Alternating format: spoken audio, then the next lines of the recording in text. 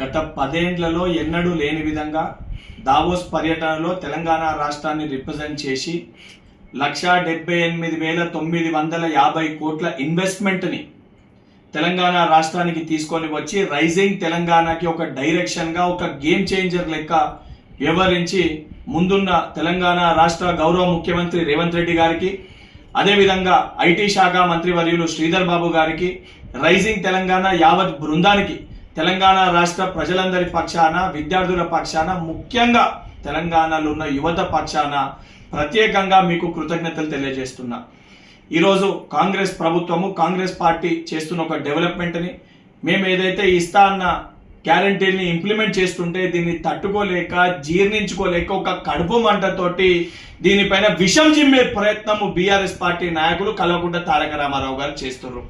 వారి యొక్క కడుపు మంట తగ్గాలి, వారి యొక్క జీర్ణించుకునే తత్వం పెరగాలనే ఉద్దేశంతో డైజెస్ట్ ద గ్రోత్ అనే ఒక క్యాంపెయిన్ రన్ స్టార్ట్ చేస్తూ ఈరోజు ఈనో బాక్స్ని, ఈనో ప్యాకెట్లని కల్వకుంట్ల తారక రామారావు గారింటికి, కల్వకుంట్ల చంద్రశేఖర్ రావు గారింటికి నేను కొరియర్ చేస్తున్నా. అదేవిధంగా వారి కడుపు మంట, అదేవిధంగా మనం చేస్తున్న డెవలప్మెంట్ని వారు తట్టుకోలేక, జీర్ణించుకోలేక వారు చేస్తున్న దాన్ని జీర్ణించుకోవాలంటే తెలంగాణ రాష్ట్ర వ్యాప్తంగా ఉన్న కాంగ్రెస్ పార్టీ శ్రేణులందరితో కూడా నేను విజ్ఞప్తి చేస్తున్నా. ఈ ఈనో డబ్బాల్ని, ఈనో ప్యాకెట్లని కేసీఆర్ గారికి, కేటీఆర్ గారింటికి, అదేవిధంగా బీఆర్ఎస్ పార్టీ నాయకులు ఎవరైతే జీర్ణించుకోలేకపోతున్నారో వారికి కొరియర్ చేయండి.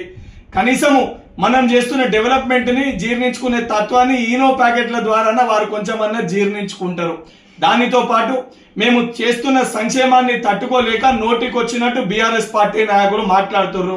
కేటీఆర్ గారు ఏది పడితే అది ఒక ట్విట్టర్ పిట్ట లెక్క ట్విట్టర్లో ఏది పడితే అది పెడతారు. బిడ్డ, ఏదైతే తెలంగాణ రాష్ట్రాన్ని అభివృద్ధి పదంలో ముందుకు తీసుకెళ్లడమే మా ప్రభుత్వ ధ్యేయము, మా ప్రభుత్వ లక్ష్యము. దాన్ని అడ్డుకునే ప్రయత్నం చేసినా, మా కాళ్ళల్లో కట్టెలు పెట్టే ప్రయత్నం చేసినా గుడ్డలు కూడా తీసి కొట్టే పరిస్థితి ఉంటుందని చెప్పని కల్వకుంట్ల తారక రామారావు గారిని, బీఆర్ఎస్ పార్టీ నాయకులని హెచ్చరిస్తున్నా.